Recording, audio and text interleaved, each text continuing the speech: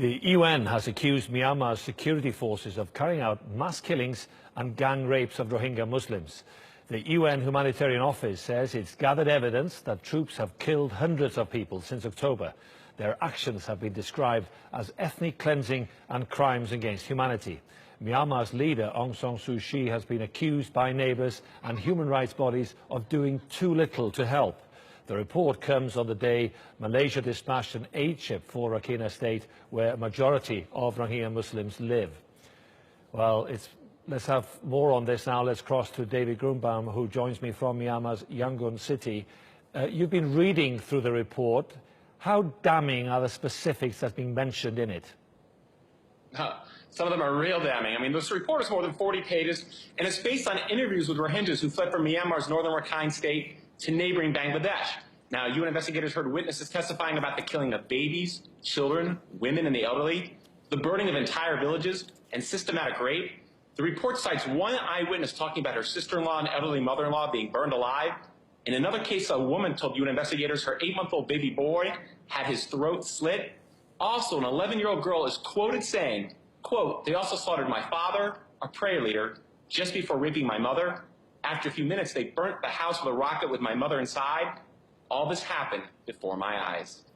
So pretty horrific details in that report, and this is considered as evidence. So what's the reaction from the government to the report?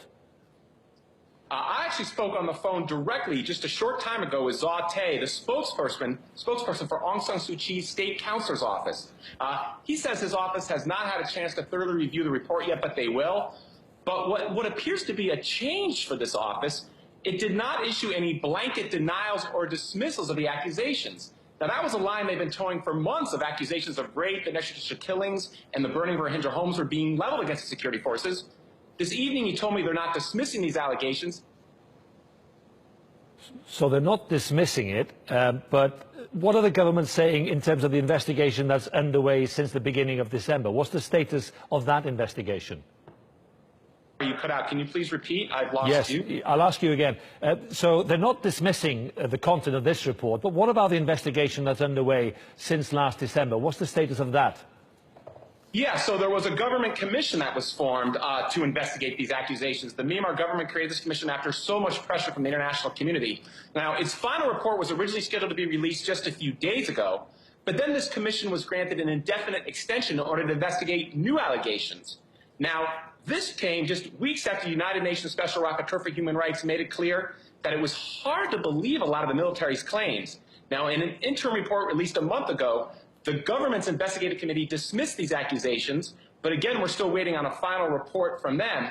Now, this government committee is made up only of Myanmar citizens and is led by a former army general, so human rights activists say it's biased. Many activists are calling for an international investigation with experts from the international community. David Grunbaum, thank you for that update from Myanmar.